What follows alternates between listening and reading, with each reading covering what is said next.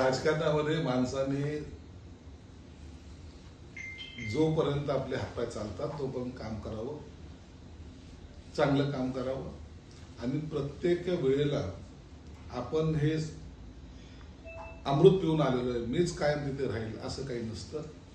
म्हणून कधी थांबायचं हे माणसाने ठरवलं पाहिजे. म्हणून कालच्या भाषणाच्या योगायोगात मी असं बोललो की आता बंद झालं. 4 टर्म मी आता आमदारकी राहिलेलो आहे, 10 वर्ष नगरसेवक राहिलेलो.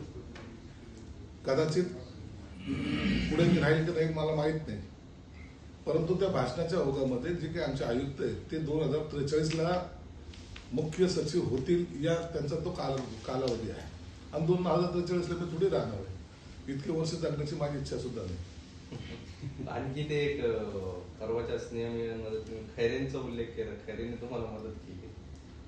सगळ्यांनी मदत केलेली. आता सगळ्याची नावं घेणं योग्य नाहीये, परंतु माणूस जिंकल्यानंतर आपल्याला कुणाच्या वक्तव्यामुळे काय काय फायदा झाला याची आपण दखल घेतली पाहिजे. काही लोक पडल्यानंतर टीका करतात, मी जिंकल्यानंतर त्यांचे आभार मानतो. हा त्यांच्यातला माझ्यातला फरक आहे. कसा वाटा होता म्हणजे ते तुमच्या विजयांचा वाटा होता असं तुम्ही आताच झाल्या निवडणुका. अहो खैरेचं नामबादाचं भांडण हे काय आम्हाला पथ्यावर पडलं नाही का? पडलं ना. डायरेक्ट नाही तर पण इनडायरेक्टली त्याचा फायदा झालाच ना. एकाने एकाची सुपारी घेतली होती, दुसऱ्याने दुसऱ्याची सुपारी घेतली होती आणि या सुपारी बाजाराच्या चक्करमध्ये लोकांनी त्यांना नाकारलं आणि त्याचा फायदा निश्चित मला झाला. म्हणजे निवडणुकीमध्ये फायदाच झाला मला. म्हणून या दोघांनी असं भांडत राहिलं तर आमचा फायदा होतो एवढं मात्र निश्चित आहे. महानगरपालिकेत खैरे तुम्हाला मदत करणार आहेत का? आता महानगरपालिकेमध्ये काय होणार आहे? आज त्यांची अवस्था अशी की त्याच्याकडे उमेदवार नाही.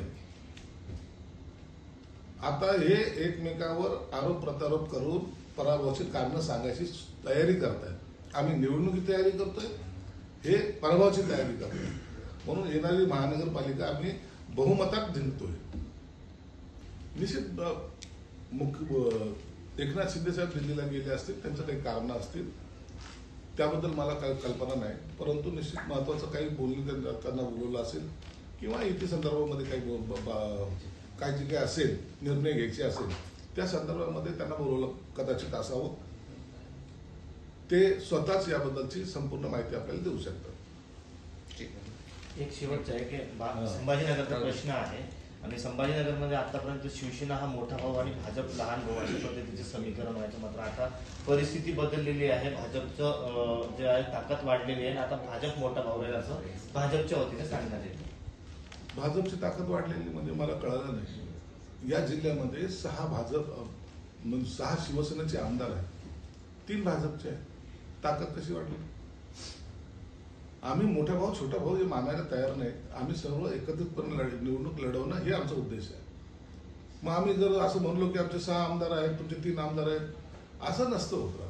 प्रत्येक निवडणूक ही त्या त्या ठिकाणच्या असलेल्या परिस्थितीनुसार लढवली जाते आणि त्याच पद्धतीने आमची युती होणार आहे.